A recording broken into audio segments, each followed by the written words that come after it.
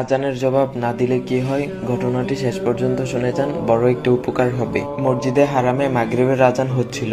আমি তখন হারাম শরীফের ছাদে কোনো মতে দৌড়ে গেলাম অজু করতে, যাতে ভিড় থেকে বাঁচতে পারি। আমি অজু করছি, পাশে একজন নুরানি চেহারায় একজন আরবি সাহেব আজানের জবাব দিচ্ছিলেন। তখন আমার অজুও শেষ, এদিকে আজানও শেষ। আমি চলে আসছিলাম, এমন সময় ওই আরবি সাহেব আমাকে ডেকে বললেন, ইয়া ওলাদা, তুমি কি আরবি বুঝো? তখন আমি হাসূচক মাথা নাড়ালাম।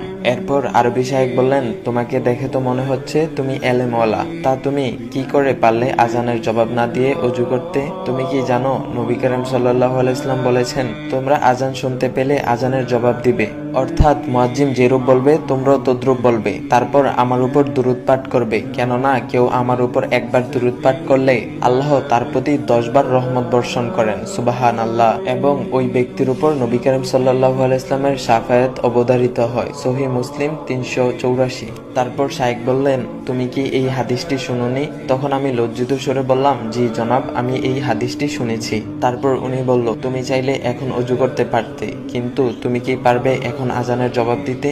বলো তো, এখন কি পারবে তুমি আজানের জবাব দিতে? তার মানে তুমি নবী করিম সাল্লাল্লাহু আলাইহি ইসলামের শাফায়াত পাওয়ার একটা সম্ভাবনা হারিয়ে ফেলেছো। এই কথাটা শোনার পর কলিজাটা মোচড় দিয়ে উঠেছিল।